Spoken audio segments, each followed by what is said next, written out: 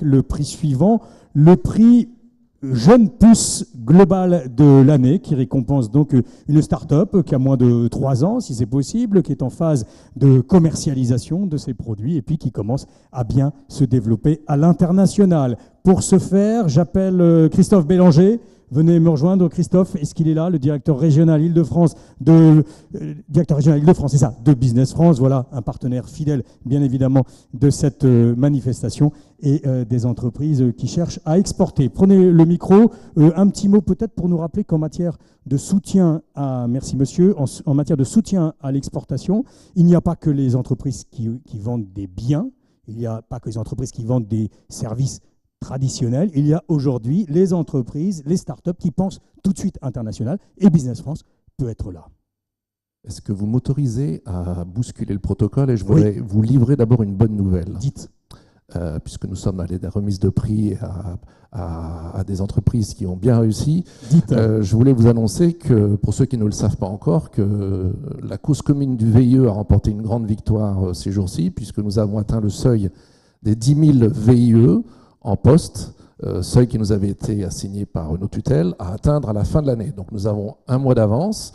Le VIE, qui est une cause nationale, seuil que nous avons pu atteindre uniquement grâce au soutien de tous. Bien sûr, c'est une procédure qui est gérée par Business France, mais sans les chambres de commerce, sans la mobilisation des CCEF, sans la mobilisation de tous, nous n'aurions pu jamais atteindre ce seuil. Bon, je suppose que le gouvernement aura bonne idée de le maintenir, voire de l'augmenter, mais ça, c'est un autre débat.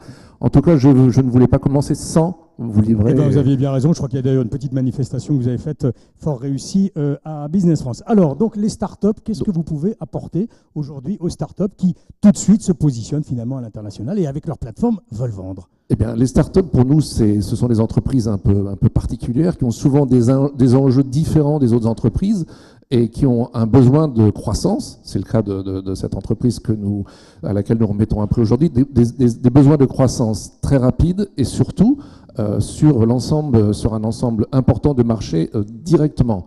Donc, elles ont besoin d'un soutien un peu spécifique. C'est pour ça que chez Business France, nous avons mis en place, d'une part, des personnes qui sont dédiées au soutien de ces startups, et d'autre part, dans la gamme des prestations que nous offrons, nous avons mis aussi en place un certain nombre de prestations, notamment des accompagnements collectifs très spécifiques qui s'appellent des opérations de type impact, qui sont sur le marché aujourd'hui, sur le marché américain, chinois et indien, pour lesquels nous proposons à des entreprises qui ont des ambitions de croissance très très rapides sur ces marchés, des séances d'immersion sur plusieurs semaines où on emmène le chef d'entreprise pour qu'il aille très très vite dans sa croissance sur ce marché, voire jusqu'à une implantation directement sur le pays visé. Eh bien, parfait. Nous allons donc dévoiler, si vous voulez bien, l'heureux récipiendaire de ce prix de la Jeune Pousse Globale de l'année. La Jeune Pousse s'appelle, on le voit, Adrenaline Hunter. Et j'appelle Philippe Bichet, son cofondateur, à venir nous rejoindre. Bonsoir, bonsoir. Prenez un micro. Prenez le micro. Directeur général et cofondateur.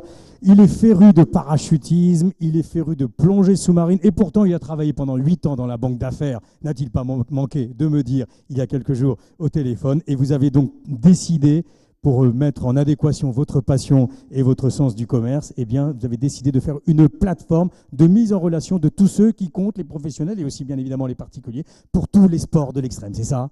Exactement. Adrenaline Hunter, c'est une place de marché, une centrale de réservation d'activités sportives outdoor partout dans le monde.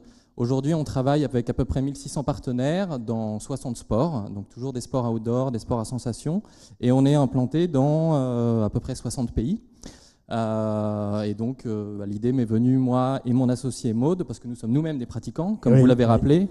Et vous avez un business angel avec vous. Hein. Et nous avons également un business angel, absolument, qui s'appelle Denis Fayol, qui est le cofondateur de La Fourchette, le cofondateur de Mano Mano et d'autres startups qui sont maintenant... Bon, donc les bonnes fées sur le bon berceau, le berceau où on peut faire du sport extrême. Alors comment ça marche concrètement? La France est le 2e pays du sport extrême, ce que je ne savais pas, et c'est un pays où on a inventé énormément de ces sports extrêmes. Comment ça marche? Moi, enfin j'ai pas trop le gabarit, mais allez, mettons que je veuille faire du kitesurf. en Espagne, comment je fais? Je viens vous voir.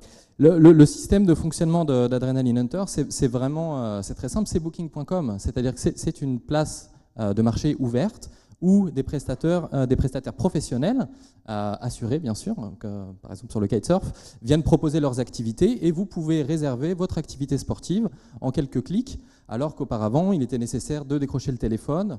Vous aviez souvent un problème linguistique puisque ces activités-là on les fait quand on voyage, et puis souvent vous aviez un problème, c'est que le professeur de kitesurf, la journée il ne répond pas parce qu'il n'est pas derrière un ordinateur, il ne répond pas au téléphone, il est dans l'eau. Donc voilà, c'est beaucoup plus simple de faire ça sur Internet. Je voudrais dire aussi un petit mot effectivement sur la légitimité de la France sur ce secteur. La France, on dit toujours que c'est le premier pays du tourisme mondial. D'abord, il y a d'autres pays qui se disent eux-mêmes le premier pays du tourisme mondial. Oui, on n'est pas en chiffre d'affaires, malheureusement, on n'est pas en chiffre d'affaires, mais ça viendra, monsieur le ministre. Enfin, en fréquentation, nous le sommes. Absolument. Et on a un patrimoine sportif et un patrimoine naturel exceptionnel. La France a créé la plupart des grands sports outdoor, le parapente, l'alpinisme, l'escalade. L'escalade est née à Fontainebleau, à 30 km de Paris, l'escalade moderne, absolument. Et en fait, on l'oublie souvent, et la France a une légitimité particulière dans le développement de ces activités. Alors, aujourd'hui, vous marchez, donc je l'ai dit, en cours de commercialisation, avec des centaines de transactions quotidiennes ou par semaine, je ne sais pas, et surtout l'idée d'avoir une logique d'exportation, et d'avoir donc des pays que vous avez ciblés, notamment l'Espagne, où vous proposez donc ces prestations. Et pas mal de ces prestations, l'idée c'est qu'elles viennent en France, que ce soit un Espagnol qui prenne une prestation en France. Et c'est là où on est effectivement dans une logique de trafic tourisme vers notre pays et donc d'export. Absolument. Nous, on travaille sur Donc, on a un modèle chez Adrenaline Hunter où on appelle ça le cross-border total. Ouais. C'est-à-dire que ce sont des Français qui vont à l'étranger, ce sont des étrangers qui vont en France. Ça peut être un Japonais qui va en Australie, un Argentin qui va en Espagne. Tous les flux sont en fait des flux qui sont potentiellement intermédiables, avec le principe que plus le client qui recherche une activité sportive est éloigné du prestataire professionnel qui la propose, éloigné géographiquement, éloigné linguistiquement et éloigné culturellement, plus le rôle de l'intermédiaire et de la place de marché a une valeur importante. Et c'est pour ça que nous, on est présents dans 60 pays. Vous mentionnez l'Espagne, mais l'Espagne, c'est à peu près 10% de notre activité. Mais l'Espagne, la Nouvelle-Zélande, l'Afrique du Sud, le Zimbabwe, vraiment, on est présents dans 60 pays et tous les flux sont intermédiables par Adrenaline Hunter. Eh bien, parfait. Donc, Adrenaline Hunter, le chasseur d'adrénaline. Je vous propose, mon cher Christophe, que vous remettiez donc le trophée. Oups, attention, c'est lourd, à notre ami qui va faire un peu d'haltérophilie avec. Et surtout, lui remettre un bon cadeau. Oui, j'ai aussi le plaisir de vous remettre un bon à tirer, en quelque sorte, sur des prestations de Business France de 1 000 € qui vous permettra peut-être, parce que je crois que ça, vous avez des projets d'expansion sur l'Asie notamment, de financer le 10 001e VIE ou de financer éventuellement des prestations de communication, que je crois que c'est important pour vous d'asseoir votre notoriété au maximum. Donc voilà. Bravo, bravo. Allez, alors pour la photographie, si vous voulez vous avancer tous les deux, messieurs, et donc vous avez entendu, monsieur le ministre, merci à vous, monsieur le ministre, il veut que toute la place du tourisme ne soit pas réservée aux plateformes américaines et qu'il y ait de la place donc pour des plateformes européennes et donc françaises. Eh bien, longue vie donc aux chasseurs d'adrénaline, à Adrenaline Hunter. Merci à vous, cher monsieur Philippe Bichet.